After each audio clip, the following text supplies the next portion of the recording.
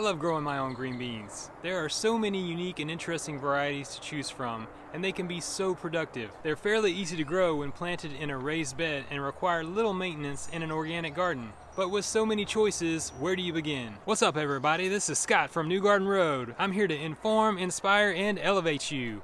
If you like this video, give it a big thumbs up and spread the word. While you're at it, subscribe and get notified for more gardening action. So I just want to mention this briefly. There's a pretty significant difference between beans and peas. I could make a whole video trying to explain this and break it down. For the purpose of this video, I want you to know that I'm talking about green beans, snap beans, and some of the other warm season legumes such as southern peas and yard-long beans. So the first thing that you have to do is you have to pick your beans. Are you going to grow pole beans or bush beans? I always like to recommend that you choose organic seeds, certified organic seeds. They are more resilient to pests and disease issues. They've just been bred that way. It's in their genetics, so when you choose organic, you're choosing tougher plants. Some of the things that you might want to consider when you're choosing between bush and pole varieties would be your spacing. If you don't have a big garden, then maybe growing pole beans is better for the space that you have. You can grow them vertically, and that leaves some garden space planting for other crops. If you've got a lot of space, I really like to grow bush beans. I feel like they do a little bit better in times of heat and drought. They're lower to the ground, they're shading their own soil, so that gives them some inherent qualities which make them a bit more resilient. And if you're going to grow pole beans, you have to give them something to grow on, some support. I just want to go ahead and give a shout out to some of my favorite varieties. I've been growing a variety of green beans or snap beans for the past few years called Provider. It's been really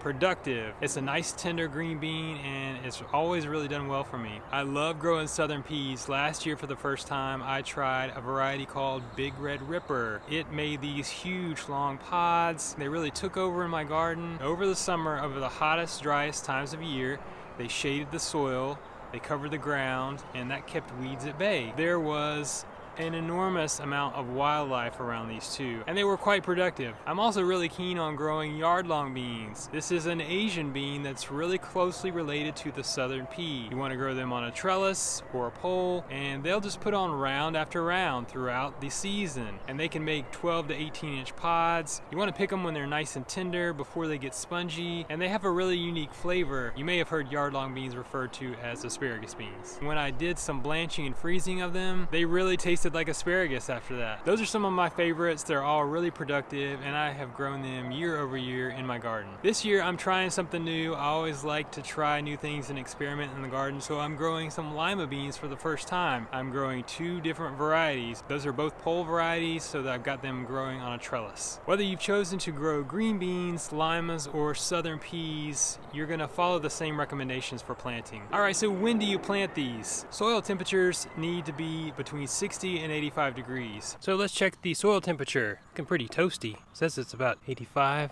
You can see I had it down in there several inches. That can give you an idea. If you don't have a thermometer, a soil thermometer that you can use, you can go by the daytime temperature. You want that range to average around 65, 70 degrees. The important thing to remember is that starting your beans early doesn't necessarily give you a leg up. They're going to have a difficult time germinating. They're likely to be stunted or may have some other stress-related issues. So make sure the soil is good and warm before you plant these guys. Try soaking your beans in water overnight to speed up the germination.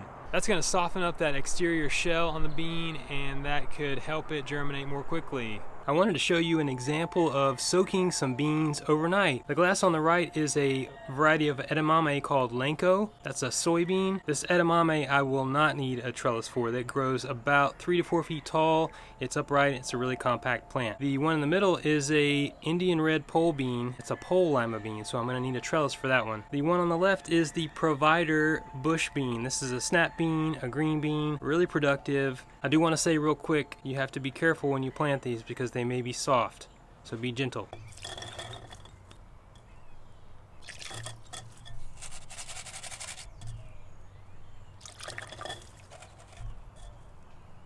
I also want to encourage you to try some successive plantings. Start your first round of green beans or whatever you're planting, and then about 2 weeks later, plant some more. This does a couple of things. If you have issues with one of those plantings, you're hedging your bets. Likewise, if things go well, then you're going to get a successive crop. Your first ones are going to come in, you're going to harvest, you'll get several flushes off of your plants, but after the initial one, it's going to be a little bit more sporadic. So when you do a successive crop, you can have a second wave of high production. Choose a location with full sun and a soil that is loose and well draining. I realize that you're probably hearing that term a lot. The truth is you just really want to have healthy soil, and healthy soil should be loose and well draining. It's also going to be full of life, microbes, beneficial bacteria. Healthier soils just have better drainage capacity.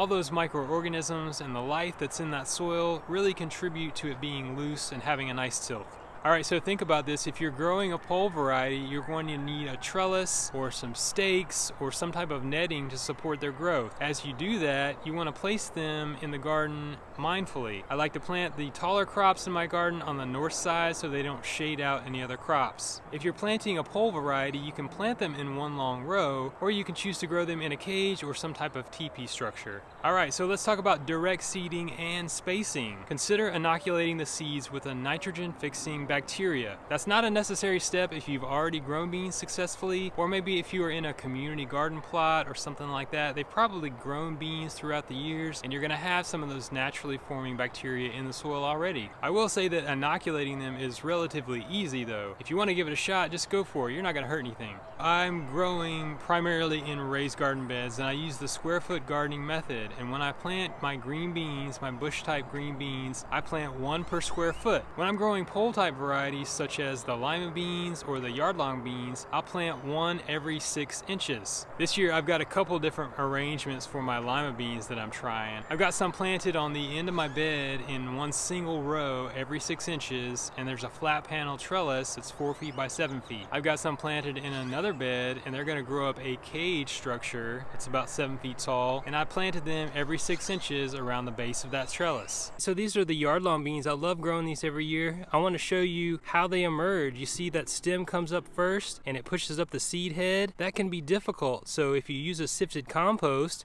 it's going to make it easier.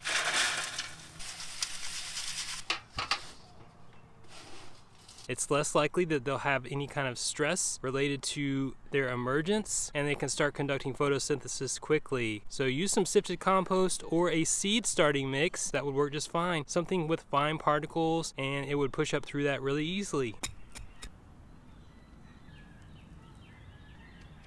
Let's talk about watering, growing your beans, and some pest control. One of the cool things about growing these beans is they're fairly drought tolerant. However, once they start to flower and set pods, you want to provide some sufficient moisture, especially if you're not getting any weekly rain. Beans and legumes in general make their own nitrogen, so they don't require heavy fertilization. I always prepare my soil with a little bit of compost and a little bit of fertilizer. In the case of green beans, I might skip the fertilizer initially. I think the compost is sufficient. In subsequent weeks, as those beans are growing, I'll include them in my weekly regimen of foliar fertilization. I'll give them some fish fertilizer, some liquid seaweed, and some molasses. Alright, so there's a few pests you want to keep your eyes out for on the leaves, specifically with these. You might come across some aphids or some spider mites, so keep your eyes peeled. You want to catch that quickly before things get out of hand. If you're seeing damage to the pods themselves, likely culprits could be stink bugs or pill bugs. Stink bugs like to suck plant juices, so they'll cause some mottled, deformed formations on your beans. If your beans are making contact with the soil, that's a prime target for pill bugs. One other unique pest that you may find on your beans is the bean leaf roller caterpillar. It actually turns into a really beautiful butterfly. I would encourage you to let that guy go because it's really not going to cause any damage to your plant that would sufficiently set it back. Most legumes are on the preferred menu of host plants for this beautiful butterfly. Alright, let's get to the good stuff. Let's talk about harvesting. So the biggest tip that I can give you is harvest regularly. The more you pick, the more you'll get. Get out there in your garden at least every other day and be prepared to harvest. I think you should get out there every day. It's good for you.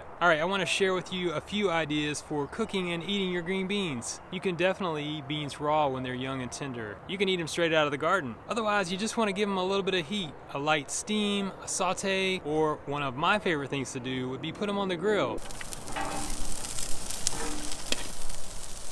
I've got a grill basket that I lightly oil. I'll toss the green beans in some oil, a little bit of salt and pepper, and I'll throw them on that grill and just keep turning them until they get a little bit charred. With any of those preparation methods, if you finish them with a squeeze of some fresh lemon juice, that will really bring out the fresh flavor. I also want to mention that you can pickle your beans. You can also blanch and freeze them. Last year I grew a bunch of soybeans for the first time, and I was really elated yesterday when I steamed some for edamame. They tasted like they were fresh from the garden. Just a quick boil and then submerged in cold water, put them in the freezer. Gonna make you a nice snack for later. And like I said, they can be really prolific, so expect to be doing some of this at some point. Be prepared. You could also consider dehydrating your beans. They're really good for snacking in that way, and I know a couple of hairless dogs that love them. I always look forward to growing my own green beans and other legumes. They're a great source of protein, and they make for a great meal from the garden. That felt really weird. Okay, not bad. And spread the word.